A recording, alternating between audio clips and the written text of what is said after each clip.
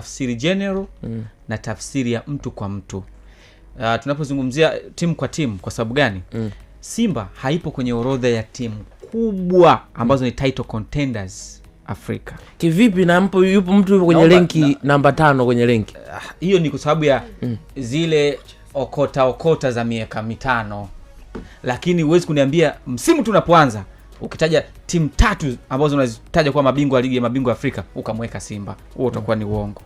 Kuanzia uwekezaji uliofanyika, kuanzia namna historia ilo ya hiyo michuano, usajili pia aina zile, yani wachezaji tu, yani ile hadhi ya wachezaji. Wakati wewe kwenye timu unasema stani wako wawili watatu, mwenzako unakuta wachezaji ambao wana hadhi inayokaribiana nao 5 mpaka 10 kwenye timu yake. Kwa hiyo kwa upande wa mafanikio tunaweza tukasema Simba amefanikiwa. Wewe ukianza mwaka unasema nataka mimi mafanikio makubwa ni kufika chuo.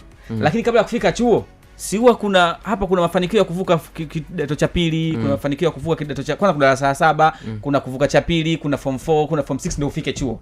Kwa hiyo yale mafanikio ambayo anazungumzia Chisano ni mafanikio sawa sawa na ya kufika chuo ambayo ndio general. Usipofika chuo lakini maana yake ni kwamba ili ufike chuo lazima kwanza ufanikiwe katika ngazi. Sasa hizo ngazi sio maendeleo. Hizo ngazi